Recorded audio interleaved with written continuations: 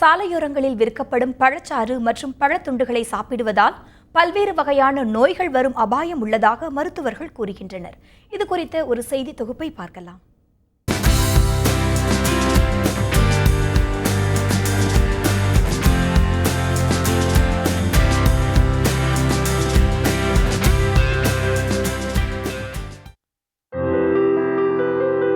சுட்டெரிக்கும் கோடை வெயில் மக்களை வாட்டி வதைக்க தொடங்கியுள்ள நிலையில் சென்னையின் பல்வேறு இடங்களில் திடீர் பழச்சாறு மற்றும் பழத்துண்டுகள் விற்பனை செய்யும் கடைகள் புற்றீசல் போல முளைத்துள்ளன. இத்தகைய பழச்சாறு மற்றும் பழத்துண்டுகளை வாகன ஓட்டிகள் மற்றும் பொதுமக்கள் ஆர்வமாக வாங்கி சாப்பிடுகின்றனர். மற்ற கடையில் ஜூஸ் கடையில் சாப்பிட்றது இங்கேயும் சாப்பிட்றதுக்கு என்ன வித்தியாசம்னா, ஜூஸ் கடையில் ஜூஸோட ரேட் ரொம்ப அதிகம், 40 ரூபா 50 ரூபா சொல்லுவாங்க, ஒரு டம்ளர் தான் தருவாங்க.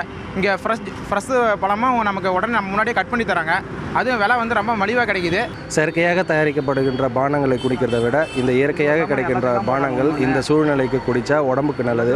அம்மை, ஜுரம், டைஃபாய்டு இந்த மாதிரியான நோய்கள் வராமல் தாக்குறதுக்கும் நம்மளுடைய உடல் வெப்பநிலையை சரியான நிலையில் வைத்திருக்கிறதுக்கும் இந்த வெப்பத்தை நம்ம தவிர்க்க, அந்த வெப்பத்தை சமாளிக்கக்கூடிய தன்மைக்கும் இந்த ஜூஸ்கள்லாம் பயன்படுகிறது. இதுபோன்று சாலையோர கடைகளில் விற்கப்படும் பழங்களில் ஈ, புகை, தூசி மற்றும் கிருமிகள் அதிக அளவில் படிவதால் மஞ்சள் காமாலை உள்ளிட்ட பல்வேறு நோய்கள் ஏற்பட வாய்ப்புள்ளதாக கூறுகின்றனர் மருத்துவர்கள். தெரு ஓரங்களில் விற்கக்கூடிய பொருட்களை கூடுமானவருக்கும் இந்த கட் பண்ண பழங்கள் வெளியில் விற்கும் போது தவிர்ப்பதை மிக மிக அவசியமாகும்.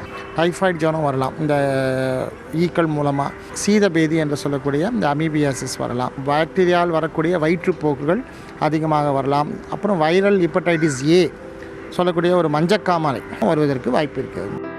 இத்தகைய கடைகள் மீது அதிகாரிகள் நடவடிக்கை எடுப்பதில்லை என கூறுவதை விட சாப்பிடச் செல்லும் முன் கடைகளின் சுகாதாரம் மற்றும் வாங்கும் பொருள் தரமாக தயாரிக்கப்படுகிறதா என்பதை உறுதி செய்து கொள்வதே நம் உடலுக்கும் உள்ளத்துக்கும் நல்லது.